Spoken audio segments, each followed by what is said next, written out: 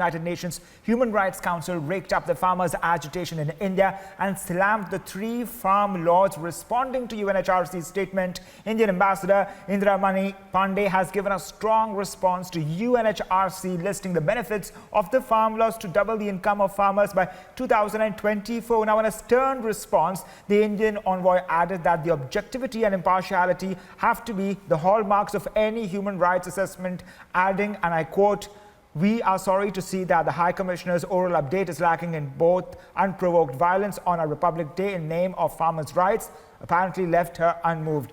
Now, joining me on the broadcast is my colleague Abhishek Kapoor to give us more details on this. India has hit out, Abhishek, at the international lobby against it time and again. Now, this time the UNHRC. What message is India trying to send? Well, I think under the present dispensation of the present High Commissioner, there seems to be a certain element of bias, and our representative there really put the record straight by giving details of all the talks that have taken place. Ambassador Indramani Pandey underscoring the openness with which the government has really engaged with the protesting farmers.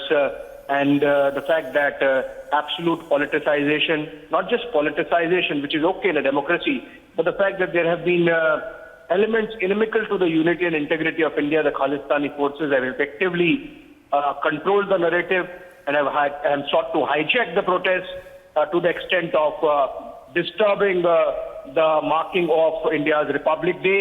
All those things were missed by the UN body, and I think that's why, in very strong words, our representative there, Ambassador Indramani Pandey, has rebutted the intervention that was made by High Commissioner M. Bachelet. Right, India giving a strong response there to the UNHRC. Thank you, Abhishek, for joining us on the broadcast. Let's listen to some of the reactions on the story. The Government of India has set a goal of doubling the income of farmers by 2024. The purpose of enacting 3 farm acts is to enable farmers to realize better price for their produce and enhance their income. It will be particularly beneficial for small farmers and offer more choices to those farmers who opt for them.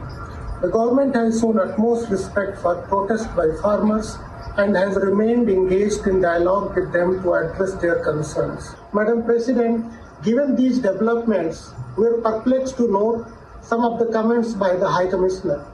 She appeared as oblivious of the enormous efforts made by my government to address the challenges, as indeed of many of the factors driving these challenges.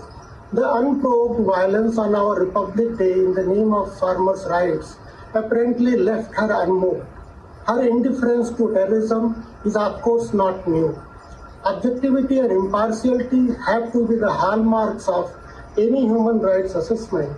We are sorry to see that the High Commissioner's oral update is lacking in both.